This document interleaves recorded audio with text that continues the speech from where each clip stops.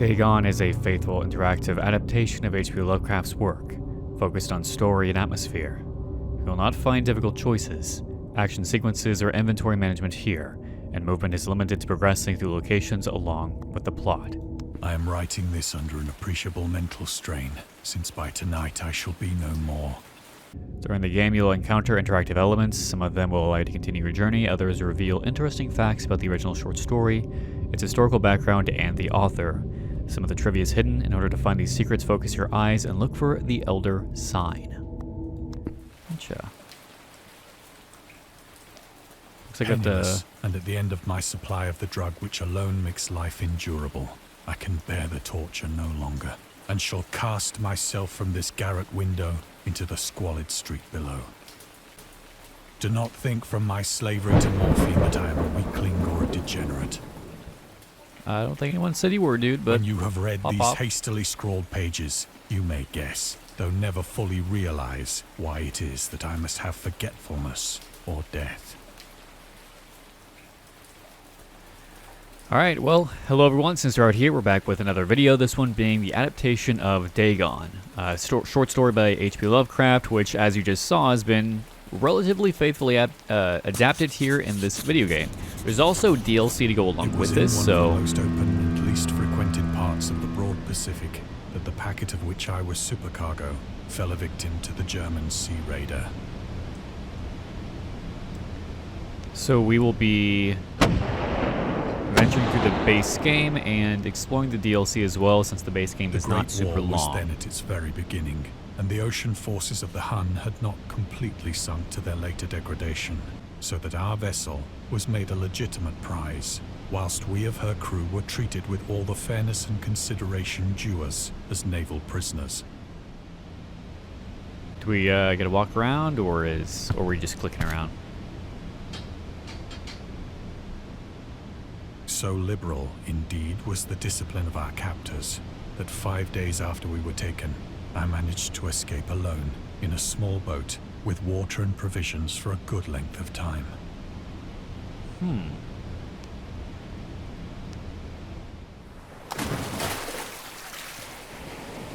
When I finally found myself adrift and free, I had but little idea of my surroundings. Never a competent navigator, I could only guess vaguely by the sun and stars that I was somewhat south of the equator. Of the longitude, I knew nothing, Got a voice. and no island or coastline was in sight.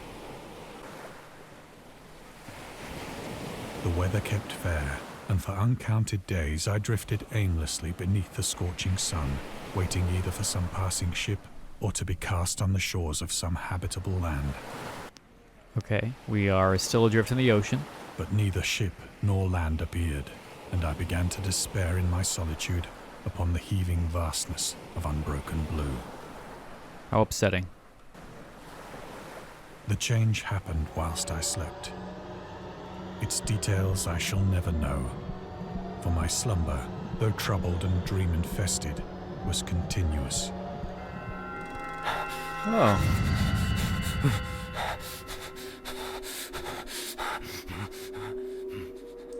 This seems a bit bizarre.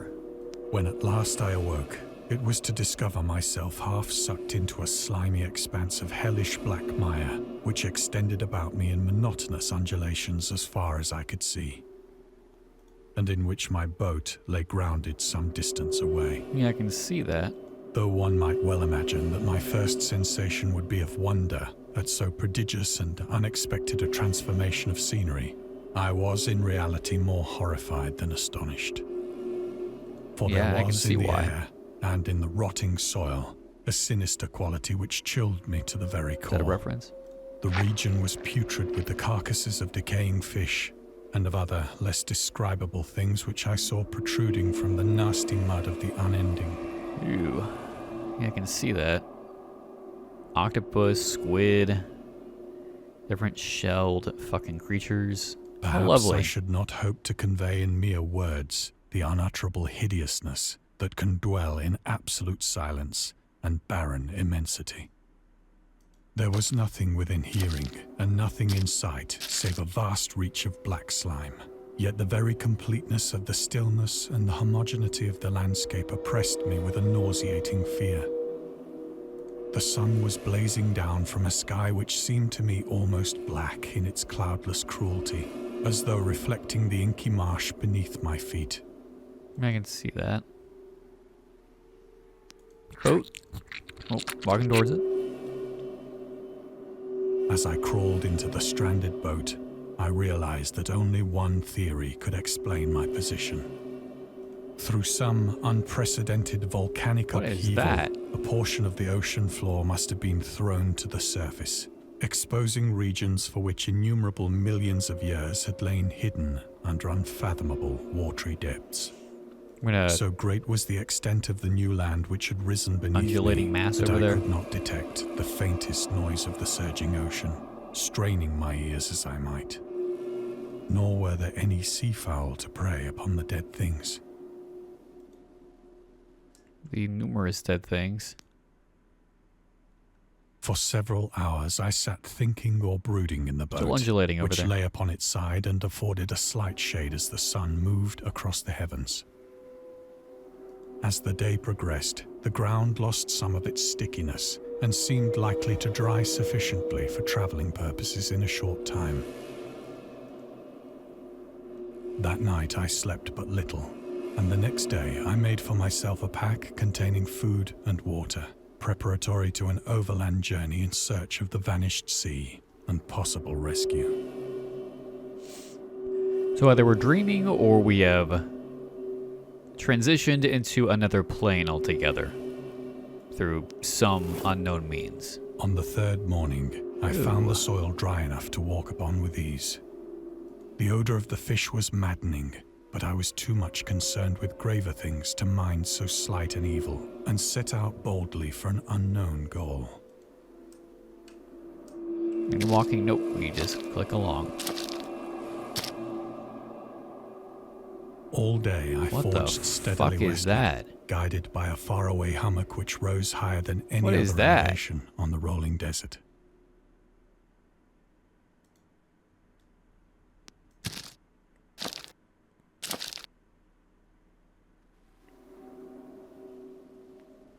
The whale I recognize, but these other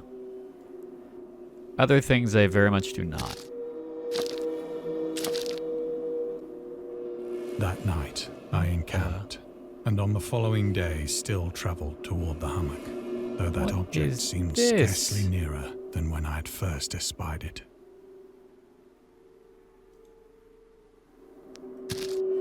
All right, guess we just keep moving.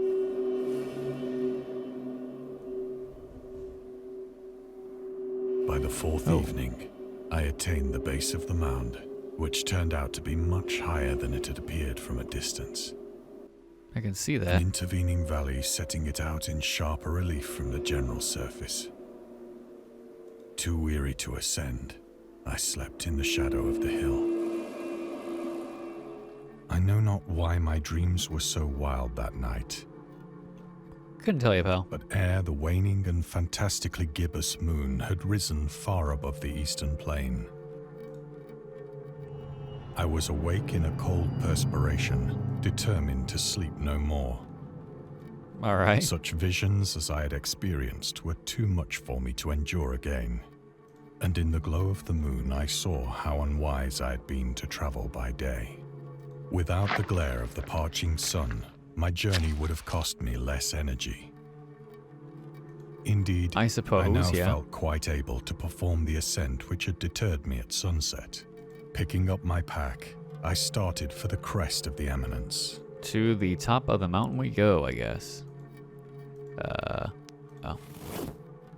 I have said that the unbroken monotony of the rolling plain was a source of vague horror to me, So you mentioned.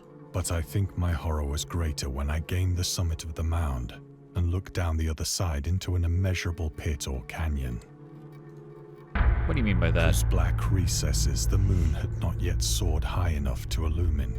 Oh. I felt myself on the edge of the world, peering over the rim into a fathomless chaos of eternal night. That seems pretty Through intimidating. my terror ran curious reminiscences of Paradise Lost, and of Satan's hideous climb through the unfashioned realms of darkness. As the moon climbed higher in the sky, I began to see that the slopes of the valley were not quite so perpendicular as I had imagined. Ledges and outcroppings of rock afforded fairly easy footholds for a descent, whilst after a drop of only a few hundred feet, the declivity became very gradual. So I guess we're going back down. Urged on by an impulse which I cannot definitely analyze, I scrambled with difficulty down the rocks and stood on the gentler slope beneath, gazing into the Stygian deeps, where no light had yet penetrated. All at once, my attention was captured by a vast and singular object on the opposite slope, which rose steeply about 100 yards ahead of me. Some kind of An monolith. object that gleamed whitely in the newly bestowed rays of the ascending moon. I guess we venture closer to it. Unearth the secrets of this merely a ancient gigantic monolith. piece of stone, I soon assured myself. But I was conscious of a distinct impression that its contour and position were not altogether the work of nature. A closer scrutiny filled me with sensations I cannot express. For Let's go touch despite it. its enormous magnitude, and its position in an abyss which had yawned at the bottom of the sea since the world was young, I perceived beyond a doubt that the strange object was a well-shaped monolith, whose massive bulk had known the workmanship and perhaps the worship of living and thinking creatures. Dazed and frightened, yet not without a certain thrill of the scientist's or archaeologist's delight, I examined my surroundings more closely. All right.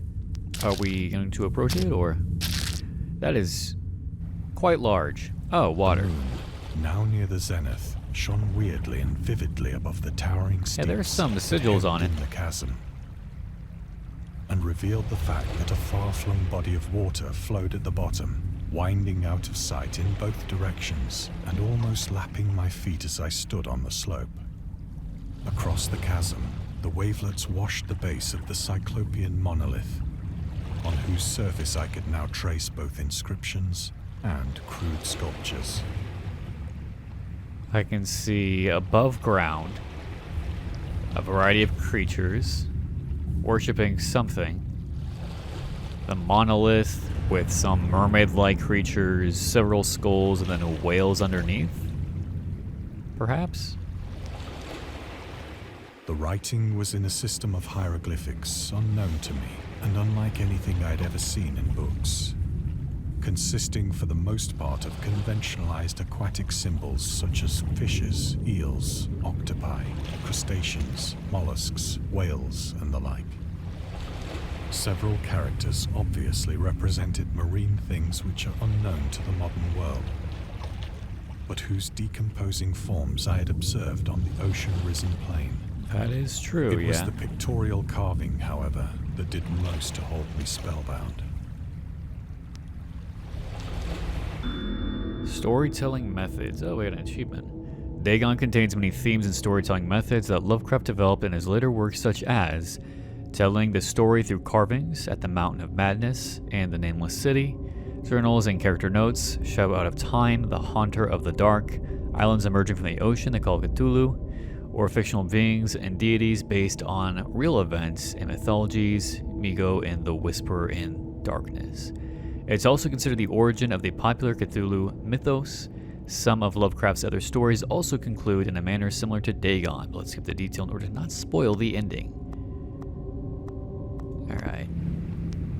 Plainly visible across the intervening water, on account of their enormous size, were an array of bas-reliefs whose subjects would have excited the envy of a Doré.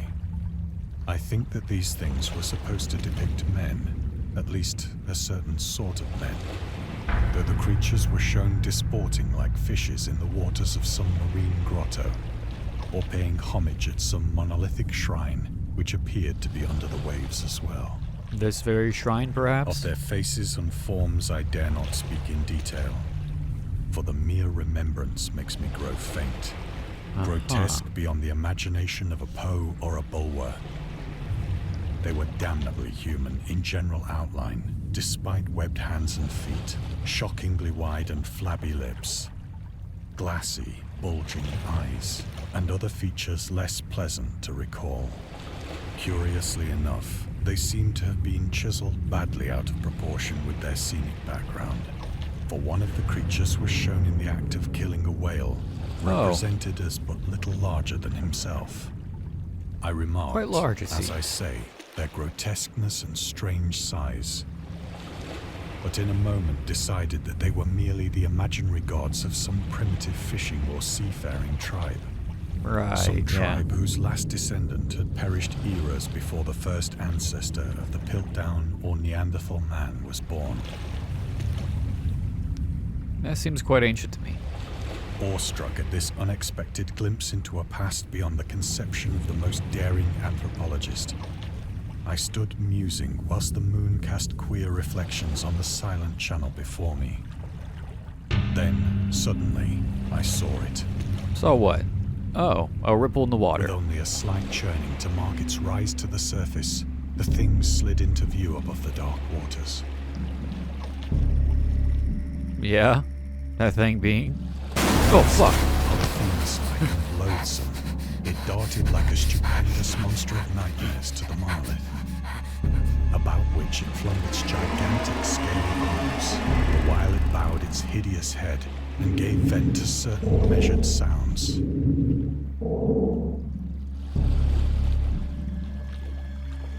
I think I went mad then.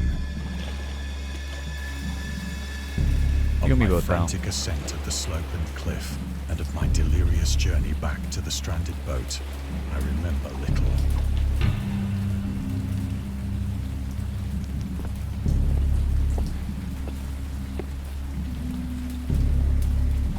I believe I sang a great deal, and laughed oddly when I was unable to sing.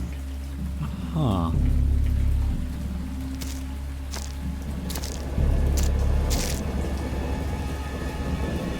I have indistinct recollections of a great storm sometime after I reached the boat.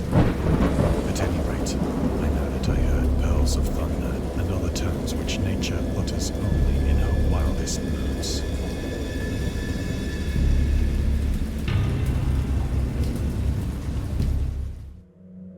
When I came out of the shadows, I was in a San Francisco hospital. Brought thither by the captain of the American ship which had picked up my boat in mid-ocean. In my delirium, I had said much, but found that my words had been given scant attention. Of any land upheaval in the Pacific, my rescuers knew nothing. Sounds like you were suffering from severe dehydration and exposure to elements and had some severe hallucinations. Nor did I deem it necessary to insist upon a thing which I knew they could not believe. The atheist. Lovecraft considered himself an atheist and absolute materialist, which he attributed partly to his early childhood interest in astronomy and science in general. In his own words, "I am indeed an absolute materialist so far as actual beliefs goes, with not a shred of credence in any form of supernaturalism, religion, spiritualism, transcendentalism, metapsychosis, or immortality. All I say is that I think it's damned unlikely that anything like essential cosmic will, a spirit world, or an internal survival of personality exists. They are the most prosperous and unjustified of all the guesses which can be made about the universe, and I am not enough of a hair splitter to pretend that I don't regard them as errant and negligible moonshine. In theory, I'm an agnostic, but pending the appearance of radical evidence, I must be classed, practically and provisionally, as an atheist." Curious. Alright. Out the hospital room we go, I guess. Once I sought out a celebrated ethnologist and amused him with peculiar questions regarding the ancient Dagon. Philistine legend of Dagon, the fish god.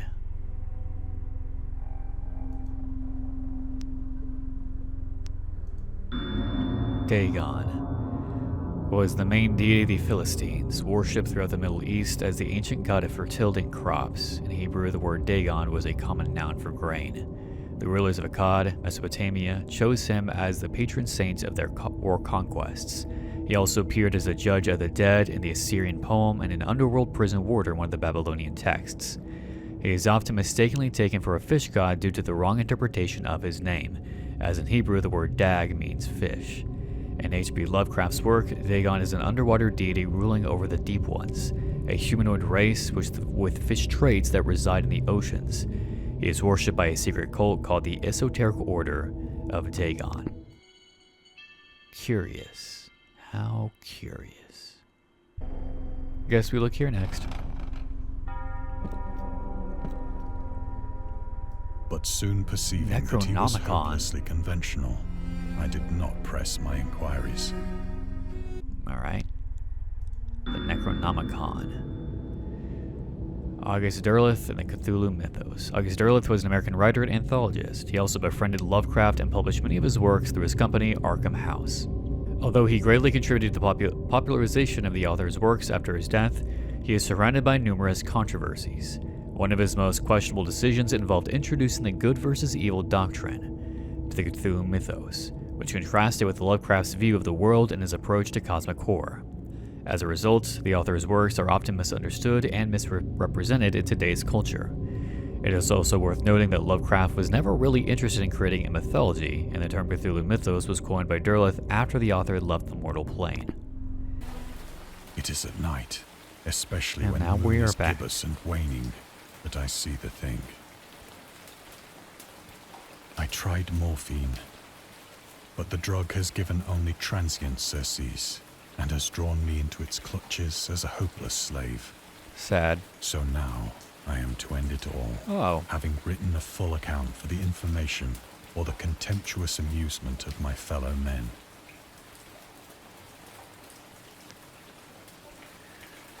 Well. Often, I ask myself if it could not all have been a pure phantasm, Perhaps. a mere freak of fever, as I lay sun-stricken and raving in the open boat after my Perhaps. escape from the German man of war. That would seem to be the logical I ask conclusion. myself, but ever does there come before me a hideously vivid vision in reply. I cannot think of the deep sea without shuddering at the nameless things that may at this very moment be crawling and floundering on its slimy bed, Oh. worshipping their ancient stone idols and carving their own detestable likenesses on submarine obelisks of water-soaked granite. I dream of a day when they may rise above the billows to drag down into their reeking talons the remnants of puny, war-exhausted mankind. Of a day when the land shall sink and the dark ocean shall ascend amidst universal pandemonium. Oh. That's quite the, ending he envisions there.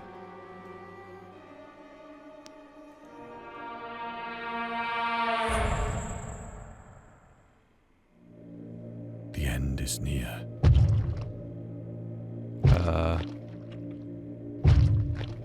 What is that I noise? hear a noise at the door, as of some immense slippery body lumbering against it.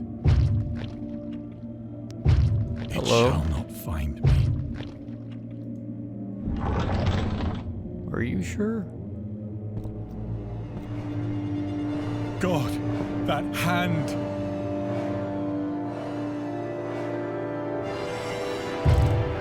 The window! The window! What about it, dude? What if I just stay here? Nah, we'll go. Don't worry, we'll go.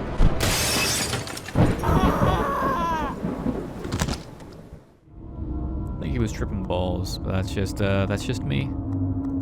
All right, so that was the first of the stories. There are 3 other ones that go along with it. DLC, Dagon, Little Glass Bottle. We have the Railway Horror and the Eldritch Box. Let's do Little Glass Bottle. Okay, so this one's short, 5 to 10 minutes. Heave to! There's something floating to the leeward. Oh, The speaker was a short, stockily built man whose name was William Jones. He was Hi, the William. captain of a small catboat in which he and a party of men were sailing at the time the story opens. Yep, gotcha. Any elder signs? There we go. Birth of the writer, Howard Phillips Lovecraft. The exact date when the little glass bottle was written is unknown. Young Howard probably penned it in 1896 or 97. It was first published more than 20 years after his death as part of an anthology piece. Curious. All right. Aye, aye, sir, answered John Towers, and the boat was brought to a standstill. Captain Jones reached out his hand for the object, which he now... Big glass Nothing bottle. but a rum flask that the men on the passing boat threw over, he said. But from an impulse of curiosity, he reached out for it. It was Grab a an old rum glass flask, bottle? and he was about to throw it away when he noticed a piece of paper in it. How curious. He pulled it out, and on it read the following. What could be written? January 1st, Oh. 1864. Dramatic music. I am John Jones, who writes this letter. Hi, John. My ship is fast sinking with the treasure on board. Oh no. I am where it is marked on the enclosed chart. Treasure? Captain Jones turned the sheet over, Oh. and the other side was a chart. On the edge were written these words. Dotted lines represent course we took. Towers, said Captain Jones excitedly. Read this. Treasure. Towers did as he was directed. Is that a man? Oh no, it's a lighthouse. I think it would pay to go, said Captain Jones. Do you? I think so. Just as you say, replied Towers. We'll charter a schooner this very day, said the excited captain. All right, said Towers. What's that? Family legend. Interesting legend about one of the offshoots of Lovecraft's lineage, the Musgraves. They are in possession of a 14th century chalice, most likely from Syria or Egypt, called Luck of Endal. Legend has it that the goblet belonged to some fairies who happily drank from it at St. Cuthbert's Well. When curious people suddenly appeared there, the fairies escaped, abandoning the goblet. Then one of them shouted at a warning, "If this cup should break or fall, farewell the luck of Innal." Fortunately, the chalice survived, and you can still admire it in the V&A Museum in London. Interesting. All right, let's go charter a schooner or whatever they said. So they hired a boat. Hurrah! There's a boat. Nice boat. I wonder if this game's gonna gloss over just how much of a shitbag Lovecraft was. If we're just gonna completely ignore all of the very problematic things of his life. Because while I do It started like off his work, I do by recognize a Lovecraft dotted himself line is a chart. fucking terrible person. Was, thankfully.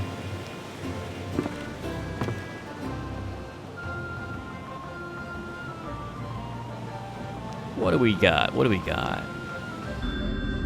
Fascination with science. He loved astronomy and experience is what I'm getting here. Very cool. I'm not reading all that, though. Alright, I guess we venture onward to find the buried, sunken treasure.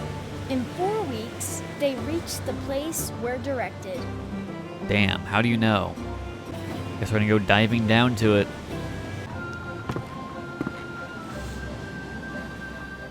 And the divers went down. Nice. Down into the depths they go. Very dark. I don't like the water very much. I don't like the ocean, I should say.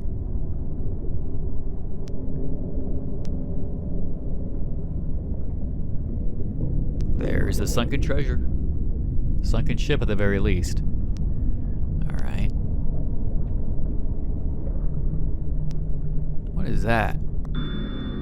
Grandpa. Whipple Van Buren Phillips, Lovecraft's grandfather, was a very important figure in his life.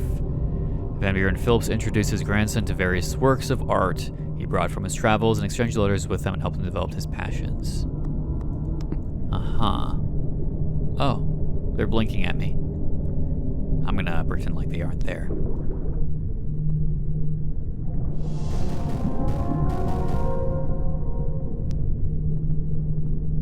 Anything? Nope, just a canteen, a flask. Ugh. What are we looking at?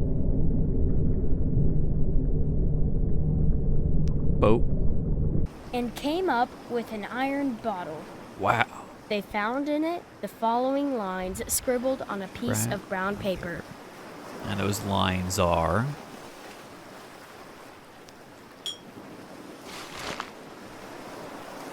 December 3rd, 1880.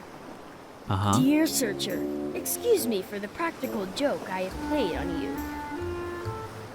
But it serves you right to find nothing for your foolish act. Foolish. Well, it does, said Captain Jones. Go on. However, I will defray your expenses to and from the place you found your body. I think it will be $250, so that amount you will find in an iron box. I know where you found the bottle because I put this bottle here and the iron box, and then found a good place to put the second bottle, hoping the enclosed money will defray your expenses. Some I close. Anonymous. Well, I'd like to we got kick punked. his head off, said Captain Jones. Here, diver, go and get the $250. All right.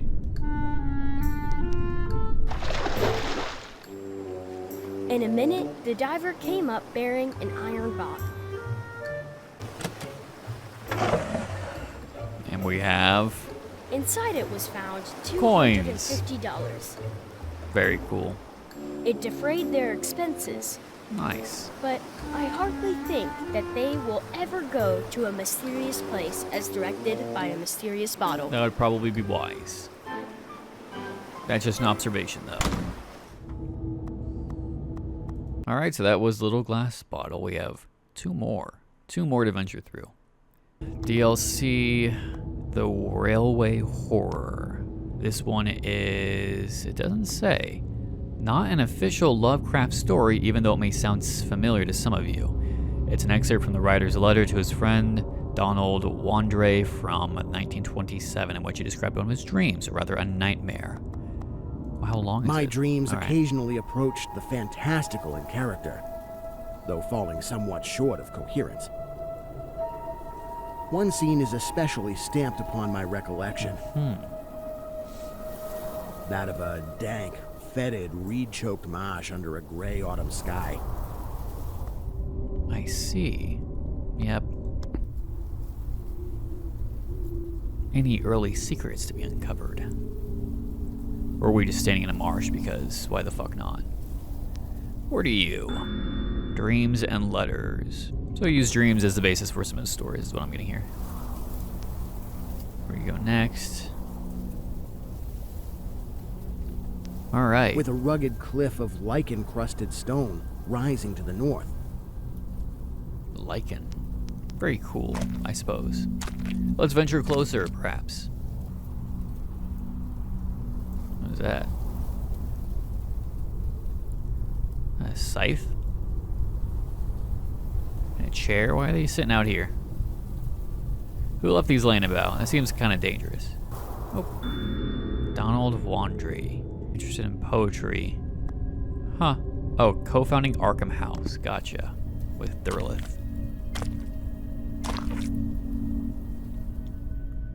Impelled by some obscure quest, I ascended a rift, or cleft, in this beetling precipice. Alright. Up we go, I guess. Noting as I did so the black mouths of many fearsome burrows extending from both walls into the depths of the stony plateau. Creepy. I have trypophobia, I guess. At several points, the passage was roofed over by the choking of the upper parts of the narrow fissure. these I see places that. being exceedingly dark and forbidding the perception of such burrows as may have existed there.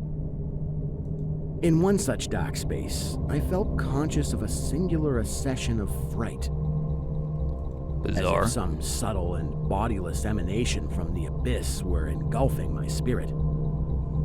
But the blackness was too great for me to perceive the source of my alarm. I don't see anything, but that's just me. Oh, we're gonna keep climbing.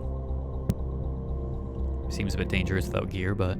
At length, I emerged upon a tableland of moss-grown rock and scanty soil, lit up by a faint moonlight which had replaced the expiring orb of day. Very cool. Anything of note? Suppose not. Okay. Casting my eyes about, I beheld no living object, but was sensible of a very peculiar stirring far below me amongst the whispering rushes of the pestilential swamp I had lately quitted. Oh yeah? Forward we go, I guess?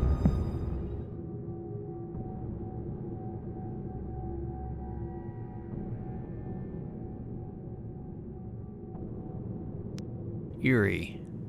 Oh, symbol. Dreamlands. Dreams have often been inspiration for Lovecraft. Dagon is a good example.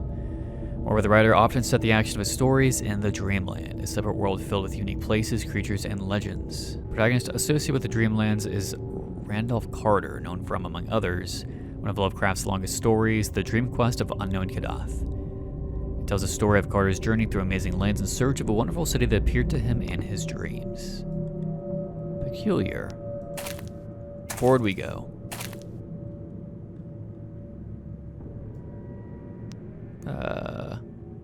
Oh, what is this?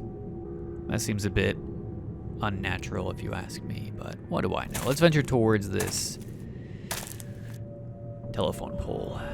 Oh, After railway. walking for some distance, I encountered the rusty tracks of a street railway and the worm-eaten poles which still held the limp and sagging trolley wire. Creepy. Unnerving. Unnatural. Peculiar, even.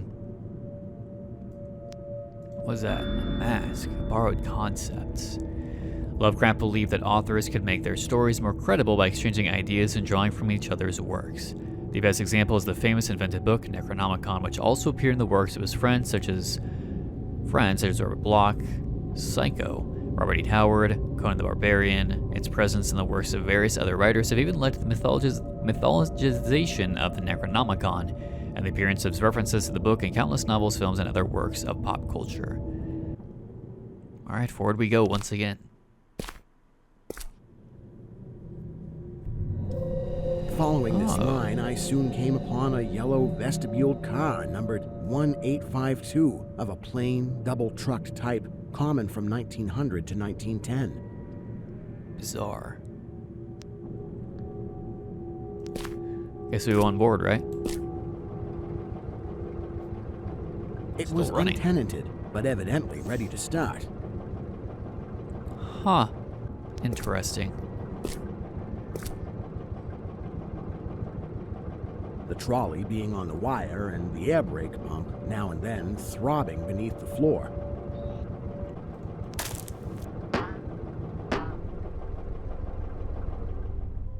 I boarded it and looked vainly about for the light switch. Anything? Even lights on this thing? Noting as I did so the absence of controller handle, which implied the brief absence of the motorman. Then I sat down in one of the cross seats toward the middle, away. Alright.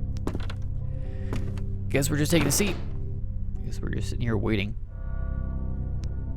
Oh, window's open. Presently, I heard a swishing in the sparse grass toward the left and saw the dark forms of two men looming up in the moonlight. From the They motorman? had the regulation caps of a railway company, and I could not doubt but that they were the conductor and motorman. Then one of them sniffed with singular sharpness and raised his face to howl at the moon. Oh. The other dropped on all fours Oh, and ran toward the car. I leapt up and at once raced madly out of that car. Yeah.